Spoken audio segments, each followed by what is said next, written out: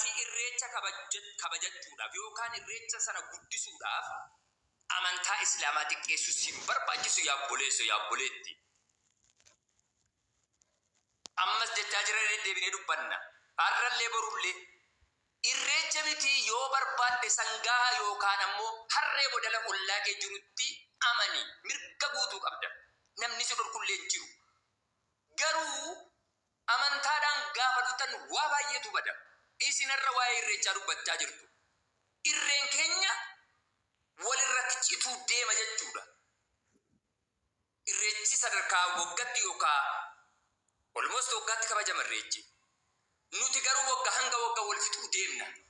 Kabaja amantaatiif qabdu bintikfannu yoo ta'e.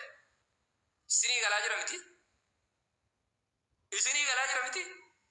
Dudduubatti ta'uu deemiitii waggaa 10 dura irreecha akkamitti kabajamaa ture. Bari irreechi Finfinnee irratti erga kabajamu jalqabee jedhe almost waggaa 4 hin caalum sirna biyyi keessatti takkalaa uumaa baay'in kan bidanii Finfinneetti galchanii jedhan. Kunis qabsoo uummata Oromoo godheeni. Obboleessi kee musliimaa an keessa jira, obboleessi koo keessa jira, abbaan koo akaakayyuun koo keessa jira. Aarsaa godhamu kana keessatti maaliif isaanii kabajan goone yoo amantaa sanallee kabaja dhabde yaa baalaqee. Baalaqeen silaa maal waan darbe yaadattu waan irraa malee. Borin beenneen goodarree keessatti taqdee maal taati jedhan. Isinii galee akkuma wal utubnee waliin miidhagnee wal faarsinu kana wal burjaajessinee Oromoo walitti qofachiisuun salphaadha. Amma gariin kunoo koomantii jalatti afaan Amaariffaatiin dubbadhu jetti. Bar waan hin jedhu kooppi gootee deemteetti muudii qabachuu kolfuudhaafi. Ani garuu kana ambarratti afaan Amaariffaatiin dubbadhu warra gonkuman dubbadhu. Bukoonu keessa jiru walumarratti dubbannee ushissol furmaatatti kaa'uu qabna jechuudha. Isinii galaa jira miti? Isinii galaa jira miti? Kanaaf taanaan jechuudha. Ammas irra deddeebi'ee wanti jechuu barbaadu. Amantaa musliimaa wallahi isa dhugaan isiniin jedha. Hordoftoota amantaa Pirootestaantii sargeera. Hordoftoota amantaa Pirootestaantii sargeera. Ortodoksiis Pirootestaantiis biyya kana keessatti amantaaleen baay'inaan uummanni keenya kabaju. Ortodoksii Pirootestaantii kanadha kan hin beeku jechuudha. Isinii galee waaqeffataa caalatti garuu kan amantaa musliimaa sa'aatii 24 xiqqaan isaanii guddaan isaanii arrabsuun argineen. Yeroon kana jedhu Ortodoksiif Pirootestaantiin hin keekan arrabsan jechuu miti. Harka 100 keessaa harka 75 yeroo baay'ee miidiyaa hawaasummaa irrattis ta'e qaamaan kan hin argu hordoftoota amantaa Pirootestaantii irraati. Waay? Hordoftoota amantaa waaqeffataa irraati. Maaliif kun ta'a Oromoo? Dudduumatti illee deebinee fagoo miti. Waan waggaa 2-3 dagannee hordoftoota amantaa waaqeffataa. Maalo waaqayyoon dhugaa dubbadhaa jedha dhugaa jaalladhaa jedha miti maal? Ittamitti dhugaa dagattarree. Waggaa 10 dura waggaa 15 dura eessa turtan? Eessa turtan?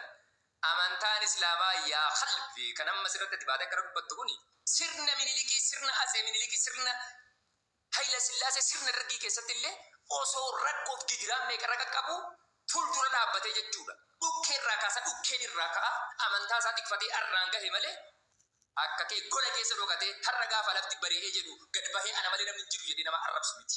Wallahi isa dhugaan isiniin jedhu. Wallahi maqaa rabbiitiin isinitti kakadha. Abbaan fedhe osoo meeshaa waraana ammayyaatiin 30,040 guyyatti dachirraa balleessu laa ilaaha illallah Muhammad Rasulullah jecha amantaa isaa kana tikfatee irraan ga'ee jedhe obboleessa kiyya. Gadee keessa namaan beektu keessa qabdee nama laatti jedhan. Har'a lafti naa bari'ee jettee amantaa Islaamaa irratti kanatti jijjiiddu albaatu dachirraa si balleessa yaa fi qoshaasha. Hay amantaa moo baalagee abbaasii dhalche haadha siirraa dhalatte hin beekne gad baatee ergamaa rabbii ifa addunyaa kana nama ta'e. Famous name jedhi sarchi godhi deemiti. Muhammadin Nabi Muhammad sallallahu alaihi wasallam irratti deebi'ee keetu kana the famous name in the world jedhiiti Google irra deemi sarchi godhi yoo barnoota qabaatte. Muhammad Nabi Muhammad sallallahu alaihi wasallam nagaa fi rahman rabbii irra haa jiraatu qoshaasha. Baalagee noqqee akka geetii udaan gogaa hudduutti baadhattee kaatee warra hudduu bishaaniin dhiqatu jetti. Udaan baatee baakteeriyaadhaaf jarmii qoshaasha baattee deema. Qulqullina arrabsiti. barabar dhoqqeen dammatti muudii qabdee jettee arrabatti baaftu. Maaliif akkun akkasii? Wallahi isa dhugaa isiniin jedha. ምንድን ነው እንደዚህ አይነት ዝቅጠት እንደዚህ አይነት ውርደት እንደዚህ አይነት ትንሽነት ቱ ጅቤ ወላሂ isa dhugaa isiniin jedha. Qullaa deemaa jechuudha hijaaba uffatee isa deemuuni bulguu jetti maal jetti. Dhalaa dhiira adda wallaaltee yeroo surreeffataa duraan ta'u uffataa qullaa gadi yaatu isa hijaaba godhattee dhalaan islaamaa kabaja ofitti hortee deemtu isatti muudii qabdi. Wallahi haadha samsam wa humar wa shufwa. Maal jedhama ayyuu leenci maal jedhama ijoollee afaan. Silaa warra amantaa biroo hordofuun amantaa islaamaa hordofuun yookaan araba jettu yookaan waan akkasii jettu. Malee Oromoodha jettu simbira takka Oromoo margannee beeknu hordofuun amantaa islaamaa. Simbiratti Oromoo jechuun waaqeffataadha. Simbiratti Oromoo jechuun abbaa gadaa jalatti kan bulu. Jassee amantaa biraa hordofte yoo ta'e amantaa biraa keessa jiraatu yoo ta'e ati Oromoo miti jechuudha. Kana dabiti kaalkuleeshinii simbiratti hojjetu.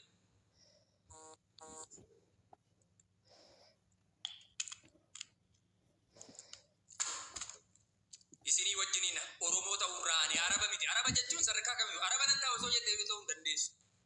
Addunyaa fe'ee zeegaa isaanii ta'uu dandeessa. Biyya arabaatti araba ta'uu hin dandeessu habiibi. Zeeginnatti isaaniitu siin kennan. Dhugaa rabbii. Uummata kallattii kamiinuu of kabachiisee jiraatudha habiibi. Zanaa jedhee jechuun maallaqa yoo ta'e faranjii of jalatti ajajee jiraachisa araba. Hamilee kamiin araba keektaati. Injeeraa ganama nyaattayyuu isaa nyaachuudhaaf hin qaba hawaasni jiraatu humna kee kamiin araba keekta. Araba jechuun konkolaataa fedhadha ta'e kana naa godhu. Lolaan jettu tolaan jettu kan barbaade fuulduratti cabsaa uummata jiraatudha. Qabeenya yoo ta'e badhaadhee uummata jiraatu. Miskiin nama koomantii jalatti na arrabsitu kun araba jala meeshaa dhiqaa mana fincaanii isaa qulqulleessa jitee siin arrabsite araba jecha. Abboos fuudha. Kanallee godina dhiisaa. Maal waaqni dhugaa jaallatanaan jettu garuu isin dhugaarra hin jiraattan. Waaqa isa kam waaqa qofaatti qabdu isin kan uummattan kun. What is talking about? Oromoo kun yeroo hunda fakkeessa yeroo hunda diba yeroo hunda kan guutii maal oksiti Oromoon kun dhugaa kan jaallattu wallahi isa dhugaan isiniin jedha maaf dhugaa jibbiti garuu Oromoo hanga dhugaa baaftee hin dubbanne hanga dhugaan jaallanne hanga dhugaarra hin dhaabbanne beekumsaaf beekamtiin olla firoomaan dubbii irra dibdeetteessa yoo ta'e wallahi billahi yeroo kamiyyuu osoo boojuu ijjikee osoo hin qoorin jiraata kana jaallattu jibbitu furadhu aanuma wallaa lama ta'u otoo kana sitti dubbachaa jira waddarkim xallaahin yee nagara hin qayyarabbeem si waliin jiraata jechuudha because situ dhugaa wajjiniin hin jiru ka yeroo kamiyyuu fakkeessaan yeroo kamiyyuu radibaan yeroo kamiyyuu kunoo baxraana waan argite wal keessa laakaa jiraachuudha arrastaanaa wanti dubbachuu barbaannu obboleewwan keenya kana irraa dubbachuutti jiru maqaa waaqeffataatiin amantaa islaamaa xiqqeessina balleessina kan kana dubbachaa jiru hordoftoota amantaa keenya keessa sobee dhokatee akkas kijiba akkasiinatti hin fidina guddaaf xiqqaa keessa walii wallaalle dhugaa dubbachuuf yoo ta'e jedhe abbaa gadaatiin ni jedhamu gaafa hordoftootni amantaa sanaa garbaadee amantaa biroo arrabsanu namoonni waan akkasii gochaa jiran amantaa keenya xiqqeessaa jiru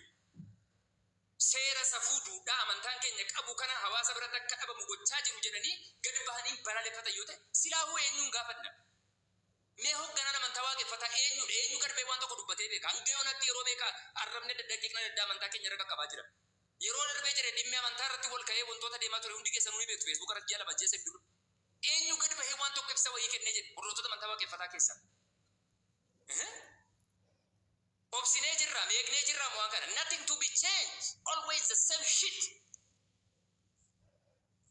sadarkaa kana walabsuun keenya baalageen jechuudha hudduun ni qanne qoshaashni garbaatee arraa bortee ergamaa rabbii yeroo arrabsitu tokkoffaa kan kana gochaa jiru jechuudha badii kana akka deddeebi'uuf kan callisee nurratti goobsaa jiru dhimma musliimotaatiin majlisni islaamaa kan finfinnee keessas ta'e akka oromiyaatti jiru inni kan finfinnee kan waliigalaa ta'e yoo callisee jedhe inni kan oromiyaa maqaa oromootiin jiru maal abbaa isaa eegaa jira majlisni oromiyaa majlisni oromiyaa maal eegaa jira yeroo amantaa keenya akkasitti qaba yeroo nabi Muhammad irrabsaman nu kadhannee duusin caalaa jira siyaasa jettee kaatee jechuudha wallahi garaa nama guba baay'ee kadhaan kas bulalaa libar akkamitti akkas godhu wallahi quraana kana qaraane malee akkamitti dhoqqeen damma arrabsa dhoqqeen jechuudha qoshaashni jechuudha sii galee akkamitti darbee damma arrabsa yaafe haji ko amantaa kee mirga isaati Funyana qabatu garuu amantaa kiyyatti jecha tokko dubbachuu mirga qabu. Qoshaashni balfi hayyu. Maaliif waan akkanaa darbaan isaa galee tokkummaa kennu yeroo darbe jennee ijaaree waan ta'eef keessaniitu. Badaan hannaaf hin Komantii jalatti dhufanii yeroo warri amaaraa jechamtaan hin taane mucaa kanatti dubbatanii jedhan miira keessa galee lijaareedhiin jechanii dubbate sana gad bahee dhiifama gaafate dhiifamni keetiin hin gahu jedhee mucaa sana within 24 hours mana dhaagale jechuudha lijaareedhiin.